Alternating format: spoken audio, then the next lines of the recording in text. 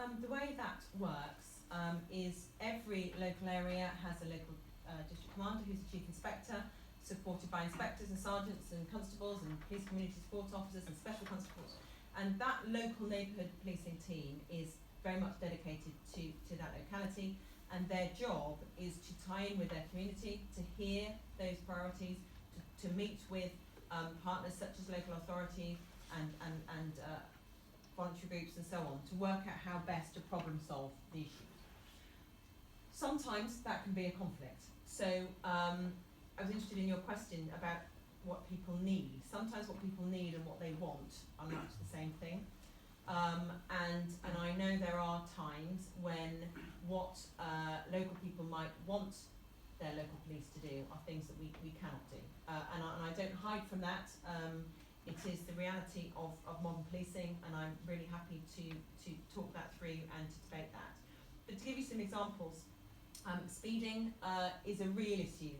There are far too many people still, I'm afraid to say, killed and seriously injured on our roads, and it's one of what's called the fatal four. So the fatal four are excess speeding, no seatbelt, using your mobile phone or other distraction, and we know recently of that awful tragedy on the A34 just north of our constabulary area, and then drink or drug-induced driving. So those are the fatal four. And there's a huge amount of work that goes on across a partnership much wider than just the police, so highways agency, local authorities, charities and others, to do a great deal of education, to stop people doing that kind of behaviour.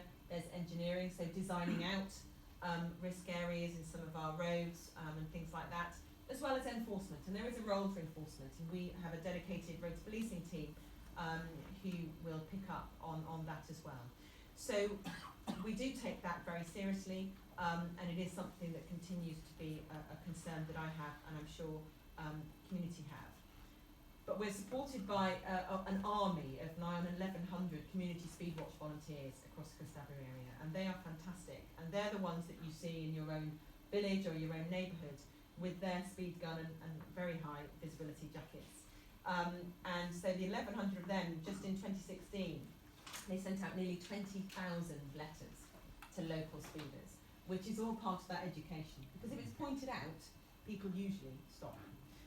So the power of that, and that's real, communities helping themselves and keeping themselves safe. So we have 1,100 volunteers running about 100 community speed watch schemes around the constabulary area, which is fantastic for education. So it's something we do worry about. You mentioned antisocial behaviour. This is something that can be a real blight on a neighbourhood and on a community, and we work alongside, again, local authorities here to tackle antisocial behaviour, and we have a very tried and tested route whereby however and whoever gets to hear about it, we pool that information together in one place, and then we work out who's best placed to try and get it to stop, and there's high, medium, low risk, as you would expect.